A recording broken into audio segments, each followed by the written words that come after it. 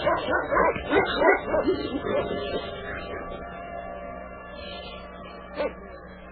well, well. Good evening once again. You're listening to the Hour of the Time. I'm William Cooper.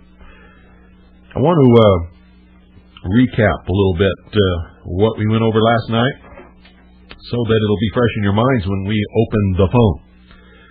Because we're going to open the phones and talk about it tonight. We gave you the smoking gun, the truth about what really happened with John F. Kennedy last night. It took a long time. I told you a long time ago. You kept calling me up and asking me, what do you think really happened to John F. Kennedy Jr.? I told you I didn't know, but we're investigating. When we finish our investigation, we'll let you know. I think some of you didn't believe me. I never tell you anything that's not true, ever. I may make a mistake once in a while, but I never, ever lie to you. Never. And you can take that to the bank. It's the truth. We've been investigating this for a long time. Here's what you heard on the tape. You heard on the tape that they didn't have a clue as to what happened to John Fitzgerald Kennedy Jr. and his two passengers in his little light aircraft.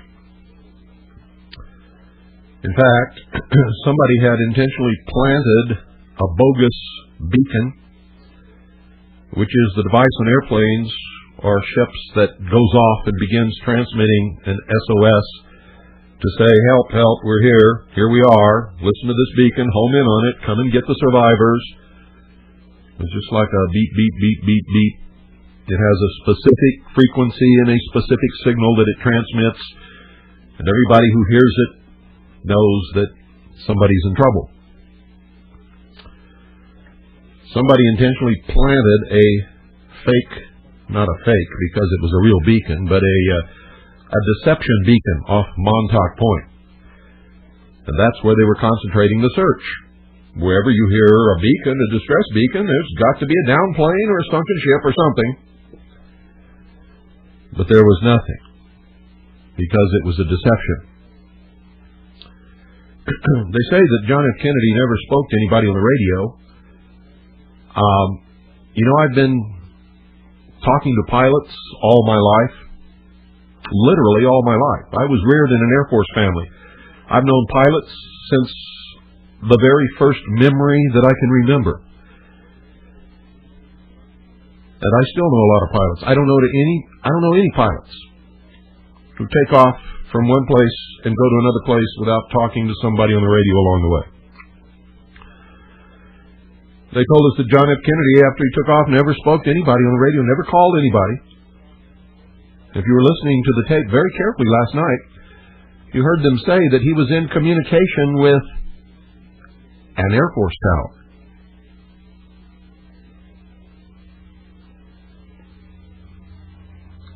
And they told us that he never called his destination, which was Martha's Vineyard Airport. That was a lie. They said they had miles and miles of radar tapes, but they didn't know where to start looking for his plane or which plane on the tapes was his, and they didn't even know how to determine that because there's so many small planes in the air and they're not identified on radar. See, they squawk something called 1200, which is sort of a generic identifier. It means friendly, but nobody can tell who it is unless you call the radio and say, this is me. You have me on radar. I'm 14 miles from this place and 27 miles from that place, and I'm at such and such altitude. And then the guy says, oh, yeah, we got you right here. But if you're not in the air, you're in the water, and you can't talk on the radio. They can't tell which one of those radar blips is your blip. And they had no idea where to search or where to look. They were looking everywhere until they discovered, by talking to the personnel who had been at work that night at the tower at Martha's Vineyard Airport,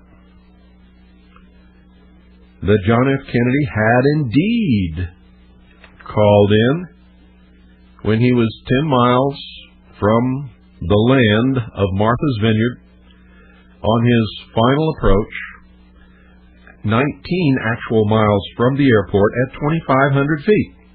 That's 2,500 feet, beginning his descent on his glide path to the airport. Now, in a small plane traveling 150 miles an hour, he was 7 minutes from landing. He was 19 miles from the airport. In a small plane, doing 150 miles an hour, it only takes him 7 minutes to get there. Now, in his glide path, getting ready to land, he would have started slowing down at some point, so it actually would have maybe taken him 8 or 9 minutes to get there. But just so you understand that 19 miles away in a small plane going 150 miles an hour is not a long way away, nor does it take very long to get there. So he was about maximum. Even if you stretch things, he was only 10 minutes from touchdown. 10 minutes from the time his wheels would have hit the runway at Martha's Vineyard when he called in. 2,500 feet, doing 150 miles an hour, on his final approach to the airport. That means he was lined up with the runway. Also in the tape, and I don't know if we played it long enough for you to hear it, but it's on the tape. And this is a videotape, folks, that's 2 hours long. But it's on the tape. The official Martha's Vineyard weather report for that night at 9 p.m. was visibility 8 miles. At 10 p.m., visibility was 10 miles. He called in to the Martha's Vineyard Airport at 9:39 p.m. If you interpolate between the 8 miles and 10 miles, between 9 o'clock and 10 o'clock, it should have had visibility somewhere around 9 miles. That's real good visibility. People on the island and people on the beaches said that they could see the stars and they could see the moon, so there wasn't any ceiling. Pilots in the area said that there was haze and sometimes foggy and not too good a weather over the land, but it improved and got better as you went east. And anybody who's ever lived near the ocean knows that weather piles up on the land and it's generally clear over the water, unless there's fog. There was no fog that night. So when all these experts got on television, told us that he was sure to crash because he did not have an instrument rating, he was flying over water at night, visibility was 0, the ceiling was 0, he couldn't see anything, it was foggy, they were lying. It was a lie. Blatant, bold-faced, bare-ass lie. Simple as that. This tape exposed it all. It's all on the tape. Now, last night, our broadcast was only an hour, so I only played an hour of what we have on that tape. By the way, if you want the tape, it's $15, blank money order or cash. I'll give you the address where to send for it later, just to let you know it's available, and it's a videotape, and it's beautiful. And we even have the means here to make it look better.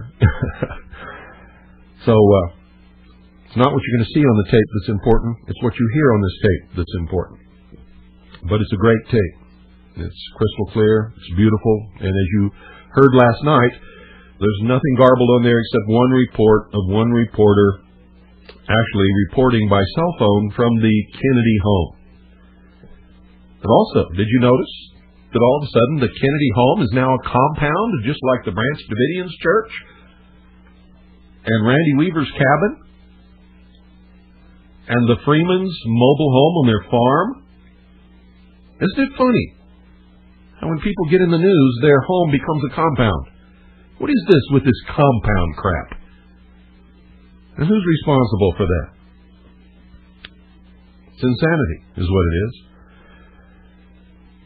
Well, they were looking through the radar tapes, folks, and they couldn't locate his plane. In fact, they admitted it was going to take a long time to determine which plane on those radar tapes was his, and then even if they thought it was his, they wouldn't know for sure.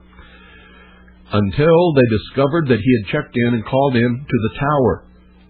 That put him in a specific position at 2,500 feet, 10 miles southwest.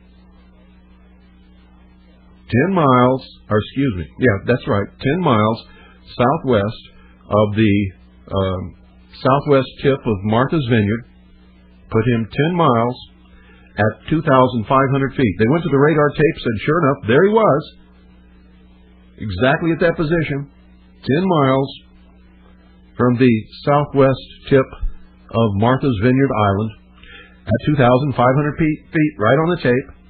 Exactly 12 seconds later, he was at 1,300 feet, and then the blip disappeared off the radar tape, and they knew that's where he was. That's where the plane was. They immediately moved the search to that area, and right away they saw the luggage and pieces and bits of airplane in the water. So the story that he never called anybody was a lie. The story that he never checked in on the radio was a lie. He checked in with the Martha's Vineyard Tower, a Federal Aeronautics Administration person who was, what do they call those guys? Air controller. I believe that's what they call them. He called that guy. That guy made a report to the FAA. The FAA confirmed to the Coast Guard. The Coast Guard checked it and made sure it was true.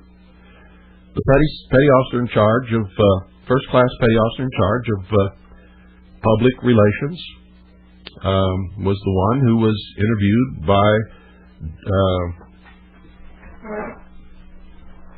WCVB in Boston, television, Channel 5 in Boston. And he would not have been interviewed, nor would he have released information without approval of his commanding officer. That's the way it works in the Navy and in the Coast Guard and in the Army and in the Marine Corps. You don't do those things unless you have permission, unless everything's cleared and everything's been checked. That's the way it works. Later, they said, no, it never happened. And then they said they never made the report. When you asked them for a tape, they said there was no tape. Well, we found out who keeps their archives and went there, and they said, yeah, WCVB had told them to get rid of the tape. At least that portion beyond a certain time code. And they were supposed to, when somebody orders the tape, or actually they were supposed to take the master and erase all of that portion right before they went to the woman in the newsroom who was going to report that John F. Kennedy Jr. had indeed called the tower at Martha's Vineyard. They were supposed to erase that all the way up to the 6 o'clock news, which was over 5 hours of broadcasting, because they talked about it all afternoon. And then the 6 o'clock news is when they said, oh, well, we thought maybe he might have called somebody on the radio, but we found out that may not be true. That's just a rumor. Remember that? You heard it last night. And then later, they denied that they even had it. Well, we sent people back to that archive place, and we found, people are sometimes lazy. They put off what they're supposed to do, or they don't do it because, it's time to quit, and they want to get home, and then they forget about it. Well, sure enough, the tape had never been erased. What they were doing is when somebody ordered the tape, they were playing the tape on a different kind of machine that measured the time code differently. And so they were cutting the tape just a few seconds too late, so you knew that they were reporting that John F. Kennedy had actually called the tower at Martha's Vineyard, and the Coast Guard Public Relations Petty Officer began to talk about it, and then they cut it. Well, see, they don't listen to this when they're doing it. They cut it according to the time code that the station had given them, right up to the 6 o'clock news. And then they just picked it up to the 6 o'clock news and added that on the tape, and that's what you got. Well, we sent people there to get the whole tape by hook or crook, bribery, hold up, theft. We didn't care. And we got it. I'm not going to tell you how we got it. I'm not going to tell you who got it. I'm not going to tell you when they got it.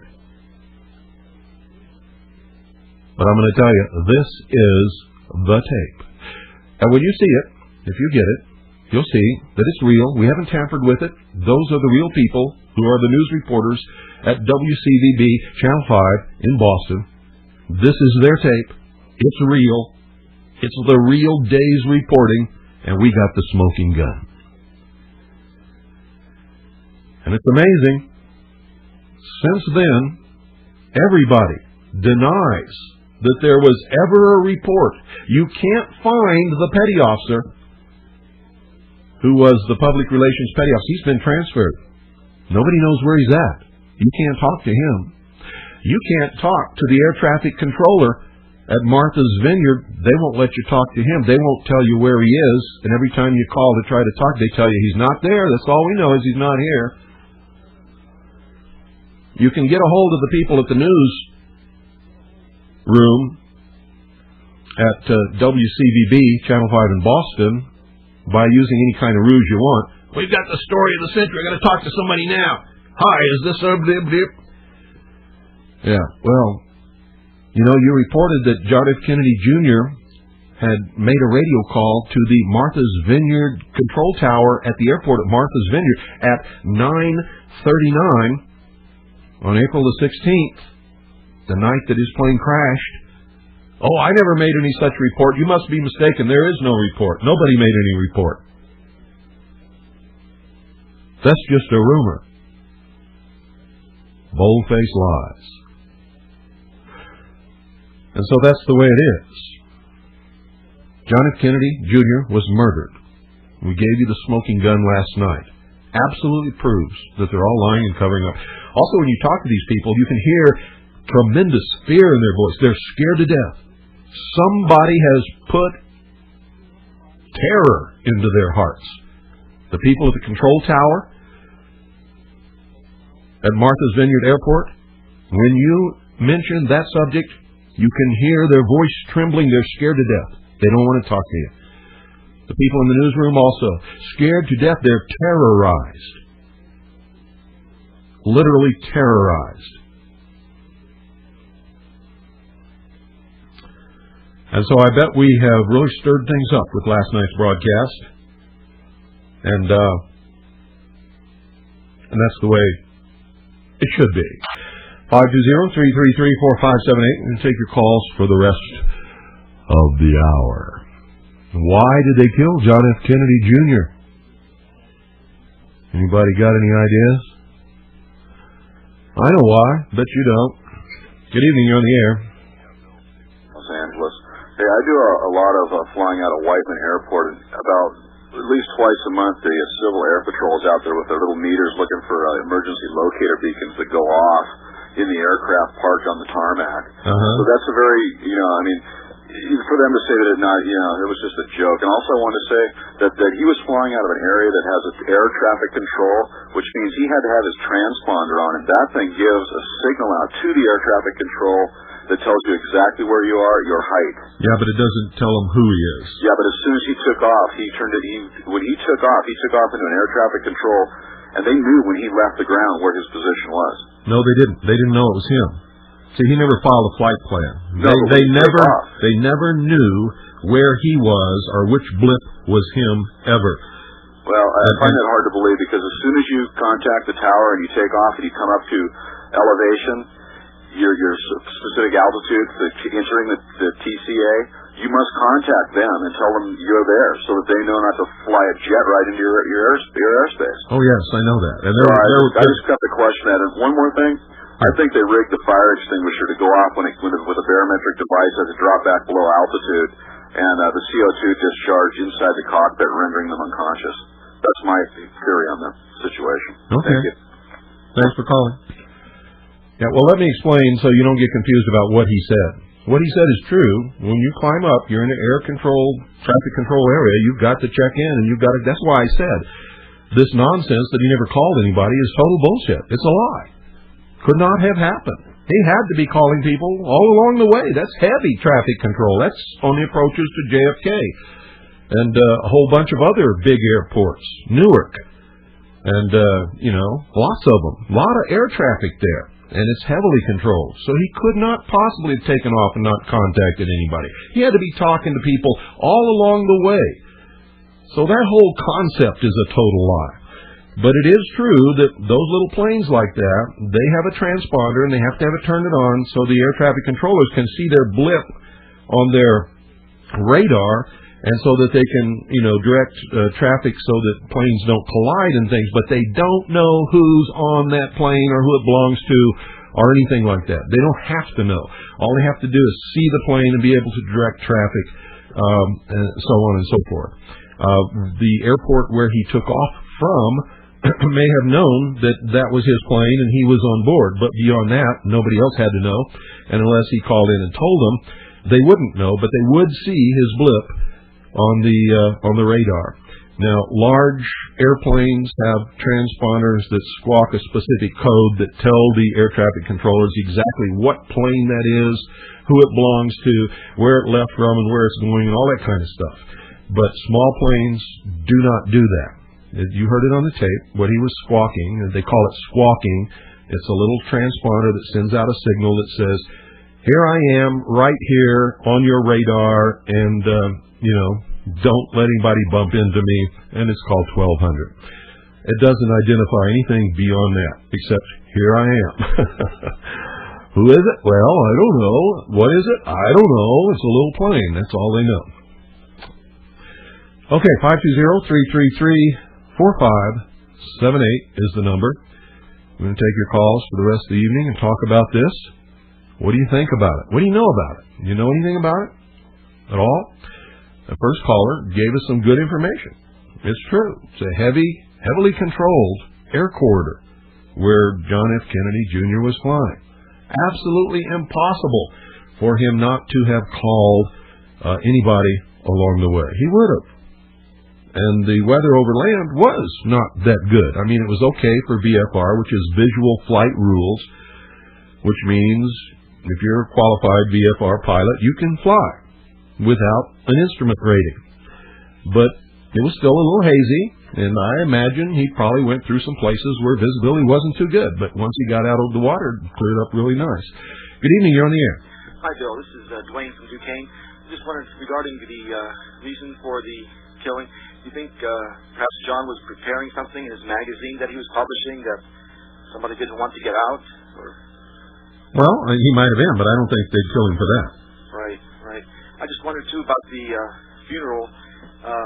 Was there any symbology that anybody noticed that may have shown that there were some secret organizations behind this?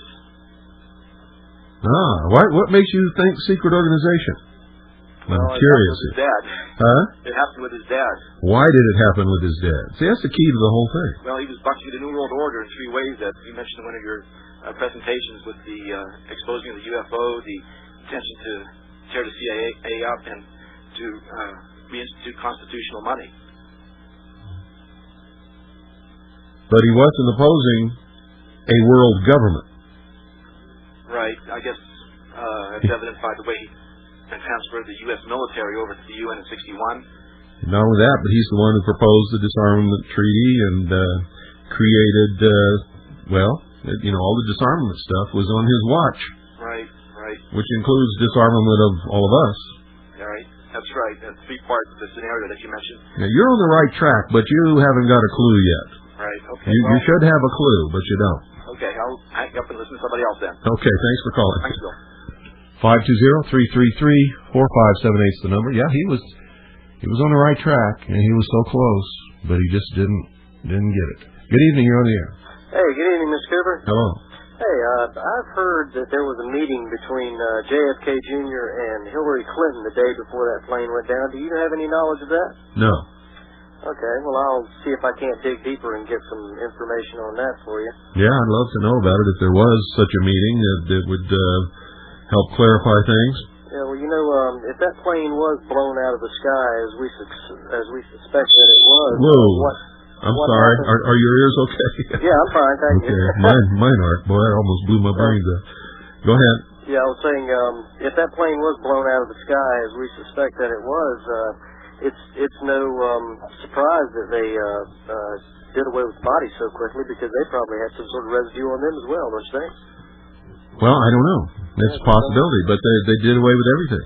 They certainly did. Where's the wreckage? How come nobody was ever allowed to take pictures of the wreckage? Why did they lie about his calling the Martha's Vineyard Airport? I don't know, but I tell you, whoever's responsible for this is awfully good at getting rid of all this evidence, aren't they? Well, no, they're good at buffaloing the American people so the American people accept it. Mm-hmm. That's what they're good at. Well, listen, thanks a lot. I just want to check in on that Hillary Clinton thing with you. Well, you're close, too. You're all close, but you're so far away. That's good. I'm checking out everything that you're saying here, because I'm learning a great deal from listening to your show. I tape it every night. Good. It's a great show. Thanks. You're welcome. Bye-bye. Thanks for calling. 520-333-4578 is the number. What happened here? What do you know about it? Anything? Good evening. You're on the air. Mr. Cooper. Yes, sir. I think it's the Federal Reserve connection. Think so? Why? Well, his dad knew about it and was taking measures to have real money, and I think he might have been on to that. But that's not it either. Oh, well. You understand part of it, but you're not even close. Okay. Okay? See you. Thanks. Thanks for calling. 520-333-4578. I hope one of you gets it. And don't feel bad if you didn't get it, or if you don't understand it, Maybe I'm wrong. Maybe you're right after all. And if you don't check up on all of this stuff and verify it, you'll never know, will you? Good evening. You're on the air. He was a threat. You got it nailed right on the head, but you don't understand why he's a threat. He's a Democrat. Why wouldn't they want him to run? They don't care who is, as long as it's one of them. I just gave it away. You weren't listening. Well, I'm not used to being on the air, but that's okay. Don't get scared or nervous, and don't feel bad about any of this. Yeah. We're trying to make this a learning experience. Okay. So why would they think it was bad for him to run against Hillary? Hillary's nothing special. They don't care if she wins or loses. They just want one of them to win. Hello? Yes. Well, let's see. All right. If that's the case, then why Bill Clinton? Because Bill Clinton's one of them. Yeah, but I mean, if whoever gets in office is one of them, and it makes no difference if it's Republican or Democrat, that's just for the mass media. Yeah. Just so they feel like they got a winner. That's right. So, if... With the Kennedy name, he would have been a winner. I've given you every clue in the world. You want me to tell you right out flat? Yeah. He's not one of them. Well, you cut out on me. Say that again. He's not one of them. Never has been. Why do you think they've been killing Kennedys for so long? This is an ancient war. It didn't start yesterday. Okay, so I know there were some things that John was going to do. I think was at the Federal Reserve. He was going to... No, you don't have a clue. Let's let somebody else get in here. Thanks a lot for calling. All right. Appreciate your try. Good evening. You're on the air. Nope, you're not on the air. There's nobody there. Okay, 520-333-4578 is the number. We're going to take your calls. I've given out enough clues. Somebody should have it pinned right this second. Good evening. You're on the air. Yes, Bill. I was wondering if it had to do with the fact that he is not a member of one of the so-called black nobility families that trace their, roots back to the ancient monarchies and things like that. Has nothing whatsoever to do with it. In fact, he does have relationships in nobility. Oh, the Kennedy family is? They have blood, and they have noble blood in their veins, yeah. I see. Their family goes back to Ireland, but their family also goes into some very famous, very royal bloodlines. So do you think that the Montauk area had anything to do with the actual... Montauk has absolutely nothing to do with anything. Preston Nichols and what's his name are bullshit artists from way back. Oh, really? Oh, really, yeah. If you can't delve that just from reading the book, I mean, you gotta be... Well, I haven't read the book. I've just get the book and read it. It's obvious. If you buy into that crap, you're off the deep end. Right. Well, so what were you saying, though, that it's an ancient war? Well, if I tell you that, I'll give you the answer. I'm trying to get you guys to use your brain. Well, we're trying. Okay. I know you're trying. I hear it. All right, thanks. Thanks for calling. Okay, bye. 520-333-4578. Why'd they kill him? Why'd they kill his dad? What's the link here? What's it all about? Alfie? Good evening. You're on the air. Hi, Bill. This is Pauline. Hi, Pauline. Okay. Would it have anything to do with the Clintons being in the Trilateral Commission? I think it's how you say it, and not the Kennedys? Does it have anything to do with what now? The Clintons being in the Trilateral Commission and not the Kennedys? Yeah. No. Well, okay. I tried. That's a good try. Yeah. Okay, well, I'll hang up and let someone else try. Okay. All right. Thanks for calling. 520-333-4578. Yeah, I got a picture of Pauline I'm going to put on the website.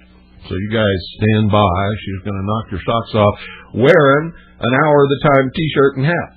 Good evening. You're on the air. Hi, Bill. Hi. Rick in Ohio. How are you? Hi, Rick. Just a thought.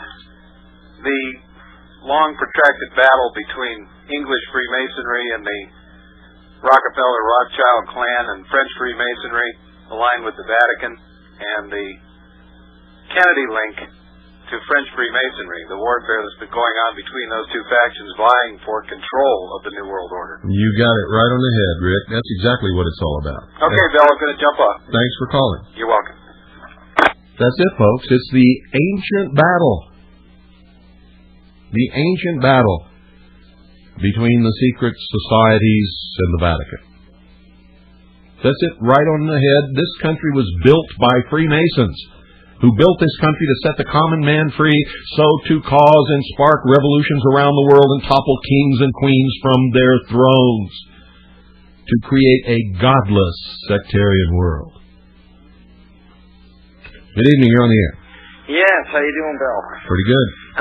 Listen, I had a question. I understand about all these secret societies, but basically I think the Kennedys are dealing on the exoteric levels, and these secret societies deal on the esoteric levels. And I was wondering, I've been reading some of your stuff, and I've seen some other, there's some other places too, the difference between microcosms and the macrocosm. What's that all about?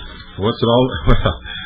Well, that's not the subject tonight, and I don't have time to, be teaching those kind of lessons. That's pretty deep philosophy there. As above, so below. Is that really what's part of this ancient war that's been going on? No, this is strictly a battle between the church and the lodge. Okay, so this is part of the physical dimension. Okay, excellent. I listen to your show all the time. Thanks a lot. Thanks for calling. Yeah, let me read you something, folks. This is another one of my prize library books. And I looked for many years to find this book once I discovered that it existed.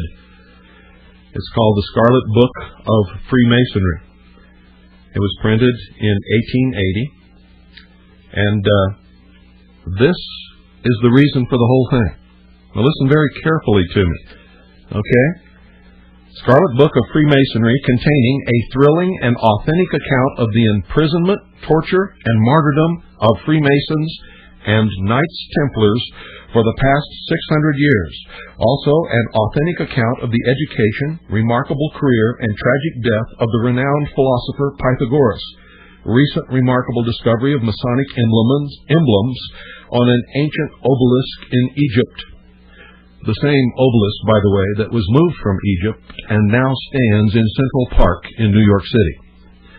Now, just let me read the preface to you. Freemasonry, being a benevolent institution and entirely unsectarian, listen to me, entirely unsectarian, it is hardly credible that its votaries have for centuries been objects of a bitter persecution, and that large numbers of them have suffered death in defense of their principles. Yet such is the case, as the Roman Catholic Church has relentlessly persecuted, tortured, and burnt them at the stake for the past 600 years. And this persecution is still carried on wherever popery has the power to do its bloody work. With the exception of the most recent occurrences, the only knowledge heretofore accessible of this warfare against Freemasonry has been the disconnected accounts furnished by history and the narratives of a few of the sufferers who escaped with their lives. Therefore, the aim of the author in this work is to present in a convenient form a connected and complete account of the persecutions and martyrdoms of Freemasons and Knights Templars by the Catholic Church. Also, to show the fraternity, the nature and character of the sanguinary enemy, Freemasonry has had and still has to deal with throughout the world. The information concerning the persecutions of Masons and Knight Templars has been collected from the most authentic works of the periods in which the persecutions took place and from the forced admissions of popish writers themselves. The life and philosophy of Pythagoras was gathered from rare and authentic ancient works and is complete and reliable. That's the whole thing in a nutshell, ladies and gentlemen.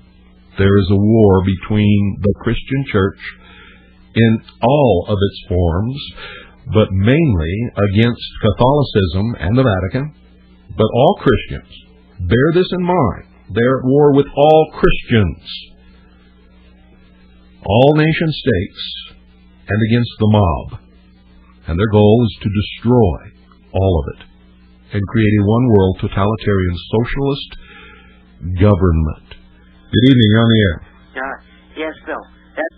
That seems to tie in with what's in the Protocols of Zion. Exactly. I've said it many, many moons. The Illuminati wrote the Protocols of Zion, not the Jews. Okay. Just a quickie here. In defense of the use of the word compound, I live here in Massachusetts, and the media has always, as long as I've been alive, referred to their Hyannis Port home as a compound, because the place is huge. It's not just a house. It's, houses for each of the family members, and they have function halls. They put on weddings for 500 people. And so what? It's their home. Well, it's big. How would you like your home to be called a compound, no matter how big it is?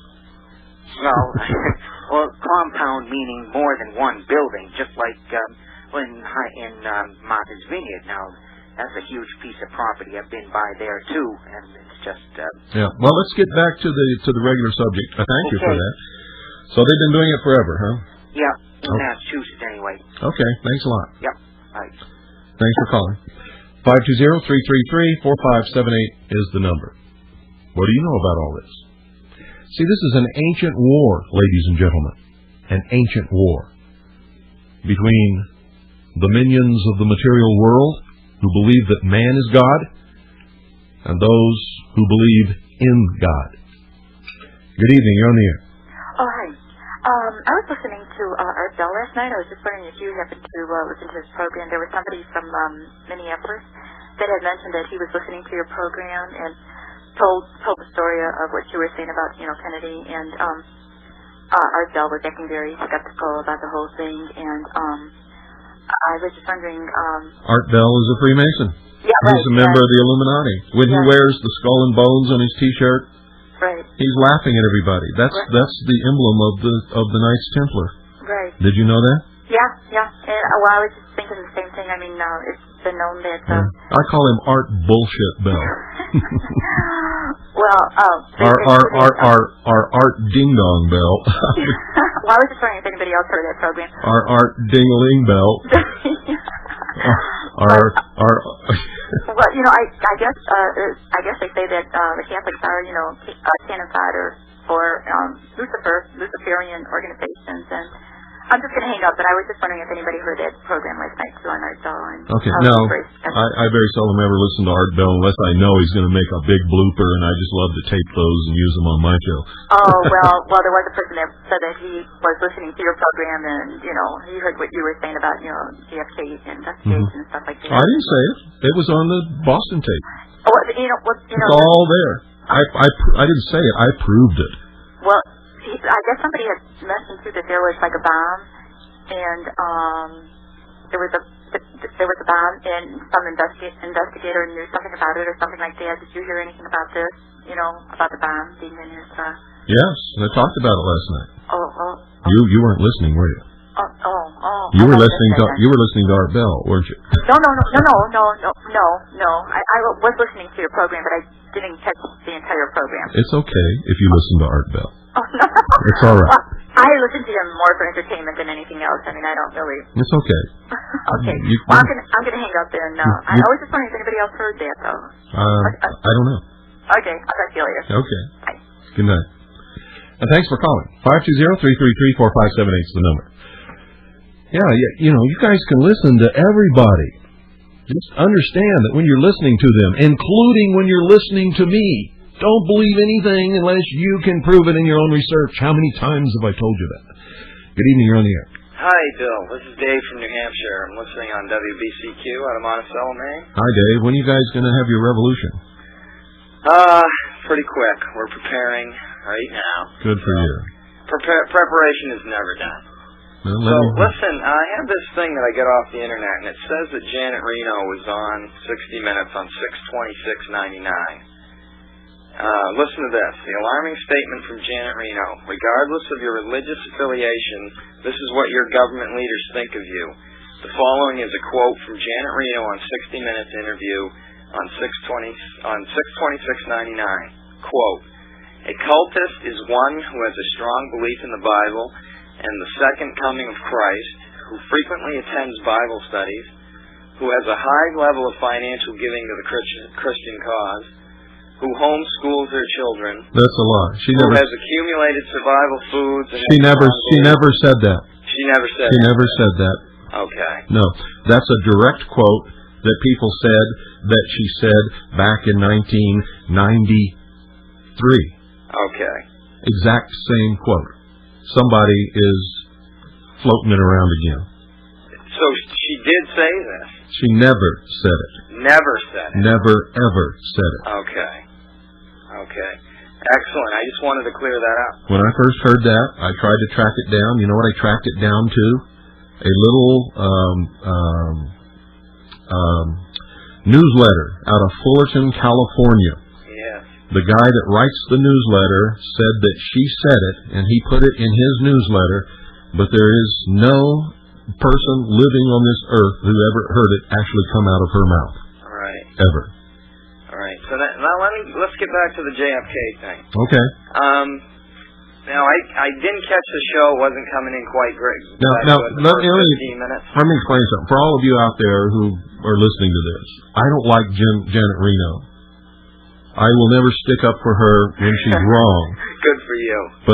But when she's right, I'll stick up for anybody when she's right or when they're being lied about. The worst lie you can tell is a lie to yourself. Yeah, she never ever said that. Okay. So go ahead. Okay. So I missed the first 15 minutes, and can you go over his approach? And he was 2,500 feet off the water. Yeah. The last they knew of him. 10 miles from the tip of the island. Yeah. And No. When he dropped off radar, he was at 1,300 feet. He went from 2,500 feet to 1,300 feet in 12 seconds, and then disappeared. Okay. So what's everybody saying has happened to him? Well, why don't you go around and ask everybody? I have been, but I want to hear. Well, then you tell me, what's everybody saying? I heard the gentleman who said about the ancient war of the... Did you listen to last night's broadcast? No, I didn't. Then you're out in left field. You get the tape and listen to it. You don't even know what we're talking about. Okay. We're talking about last night's broadcast. Okay. How could you miss that? It wasn't coming in on my shortwave. Okay, let's let somebody else get in here then. Okay, thanks a lot, Bill. Thanks for calling. Take care. 520-333-45. No wonder he didn't know what was going on. He didn't hear the broadcast last night. So he didn't know. Everybody needs to get the tape. You can order the audio tape of last night's broadcast for $11, or you can order the 2-hour videotape, which was the subject of last night's broadcast, or both. Good evening, you're on the air. Hi, Bill. Hi. I can't hear you on the shortwave because you're going in and out, but I'll take a shot at it. I don't know if anybody answered it yet. Yeah, it's been answered. Excuse me? It's been answered.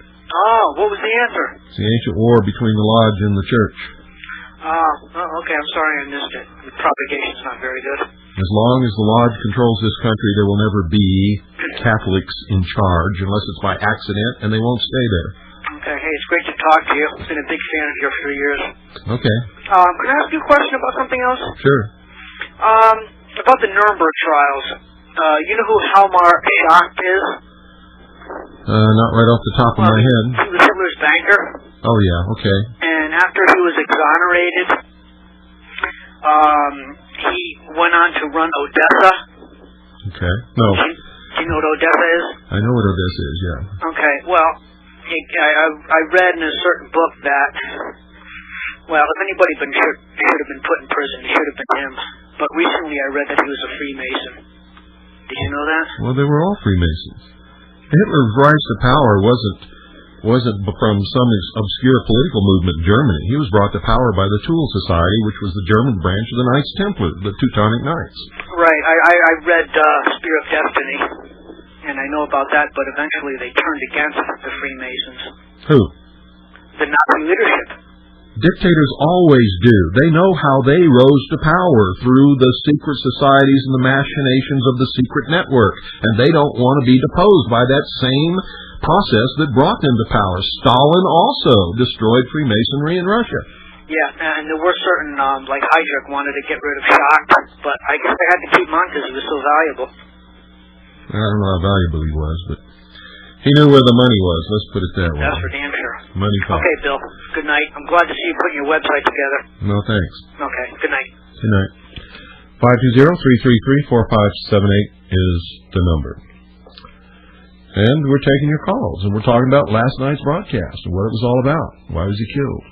Kennedy was killed at the time of sacrifice, when the sun was directly overhead. Everybody thinks the sun is always directly overhead at 12 o'clock noon. That's not true. It depends upon what degree of longitude you are on as the sun is passing over in your time zone. And at the exact moment that President John F. Kennedy was killed in Dallas, Texas, in Dealey Plaza, which is an outdoor temple of the sun, just full of mystic and esoteric and occult symbolism, the sun was directly overhead. He was killed in a grove right next to the grassy knoll. He was the sacrificed king. He was shot in the chest area, in the neck, and in the head, the same exact wounds suffered by Hiram Abiff in the Masonic initiation. John F. Kennedy was killed by the Lodge. He was killed by the secret societies because he's Catholic. It was a strike at the church. The Freemasons have moved in and taken over completely the Southern Baptist Church. The Southern Baptist Church is owned, operated, and controlled today by Freemasonry. Don't believe me? Check it out, man. They are so heavily entrenched that it was the major subject of one of the most recent Southern Baptist conventions. 520-333-4578. Their goal is to destroy all existing religions, especially Christianity in all of its forms. Destroy all existing nation-states and shackle the mob. And to understand why they want to shackle the mob, you need to read the story of the execution of Jacques de Molay and the leaders of the Knights Templars, when the mob jeered and yelled and had such a great time watching them burn. They have some solid reasons for doing what they're doing. But you see, they don't understand, like I do, that what they're doing to get even is the same thing that the church did to them. And also, the Lodge, in its pagan origins, were burning Christians long before Christians ever burned Freemasons. Nobody can win at this kind of battle. Everybody loses. That's why I don't like any of them. I'm not on either side. I think they're all a bunch of scum, tell you the truth. And I'm still a Christian. You know why? Because instead of belonging to a organized religion, I read the words of Jesus Christ and I try my very best to follow them. He is my church. He is my church. I don't need anything else. I don't need a big building with spires on top and bishops and popes and ministers and all of that kind of stuff. I don't need them. Jesus Christ is my church. Wherever I am, He's there with me. Always.